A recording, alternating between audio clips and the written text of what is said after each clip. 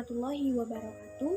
Saya Ina Lestari dari kelompok 11 akan membahas tentang fungsi evaluasi dalam pendidikan Islam serta sistem evaluasi dalam pendidikan Islam. Adapun fungsi evaluasi menurut Abu Dinata yang pertama yaitu mengetahui tercapai tidaknya tujuan. Yang kedua, memberi umpan balik bagi guru dalam melakukan proses pembelajaran.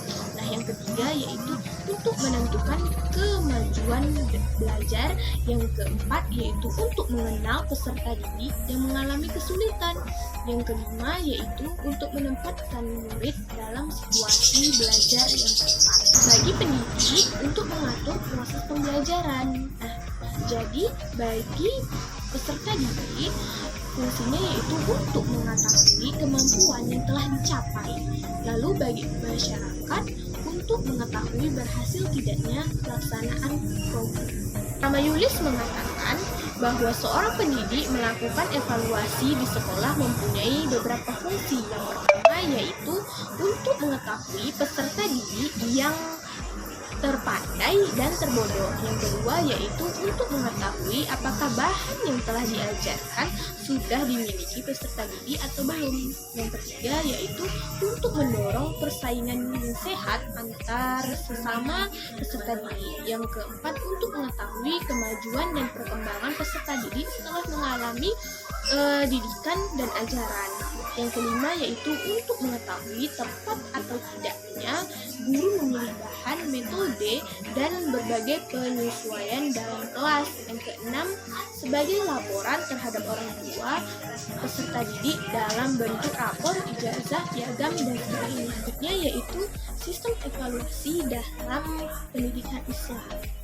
Nah, evaluasi untuk mengoreksi balasan amal perbuatan manusia sebagaimana yang tersirat dalam ayat Al-Quran yang berbunyi, barang siapa mengajarkan kebaikan sebesar ataupun niscaya akan melihatnya atau balasannya, dan barang siapa saja yang mengerjakan kejahatan sebesar ataupun niscaya akan melihat balasannya.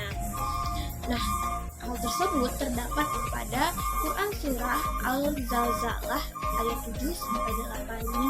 Nabi Sulaiman alaihissalam pernah mengevaluasi kejujuran seekor burung put yang memberitahukan adanya kerajaan yang diperintah oleh orang wanita cantik yang dikisahkan dalam ayat. Artinya Nabi Sulaiman alaihissalam berkata, akan kami cermati atau evaluasi apakah kamu benar termasuk orang-orang yang termasuk dalam Quran Surah Al-Naml ayat 27.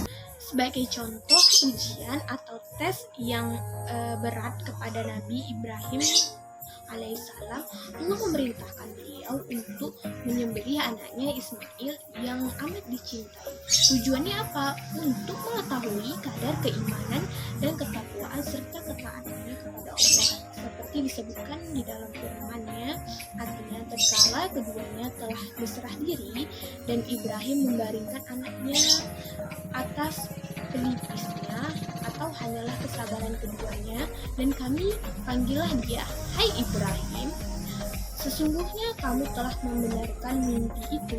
Sesungguhnya demikianlah kami memberi batasan kepada orang-orang yang berbuat baik. Sesungguhnya ini benar-benar sesuatu ujian yang nyata, dan kami tebus anak itu dengan seekor sembelihan yang besar.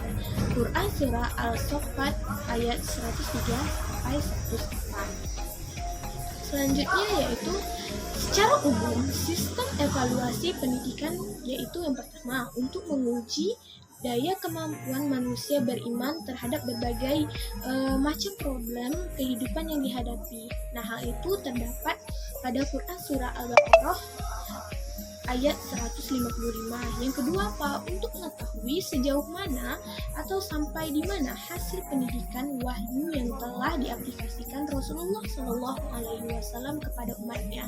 Hal itu terdapat pada Quran surah An-Naml ayat 40. Nah, yang ketiga yaitu untuk menentukan klasifikasi atau tingkat hidup keislaman atau keimanan seseorang, seperti pengevaluasian Allah terhadap Nabi Ibrahim yang menyembelih Ismail, putra yang dicintainya. Hal itu terdapat pada Al-Quran surah As-Saffat ayat 103 sampai 107. Yang keempat yaitu untuk mengukur daya kognisi hafalan manusia dan pelajaran yang telah diberikan kepadanya, seperti pengevaluasian terhadap Nabi Adam tentang asma-asma yang diajarkan Allah kepadanya di hadapan para malaikat. Itu terdapat pada Quran surah Al-Baqarah ayat 31.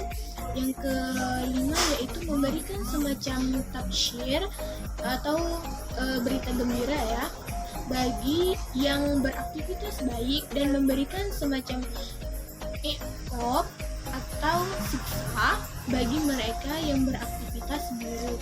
Hal itu terdapat pada Quran surah Az-Zalzalah ayat 7 sampai 8. Yang keenam yaitu Allah Subhanahu wa taala dalam mengevaluasi hambanya tanpa memandang formalitas atau penampilan, tetapi memandang substansi di balik tindakan hamba-hambanya tersebut. Hal tersebut terdapat pada Quran surah Al-Hajj ayat 37.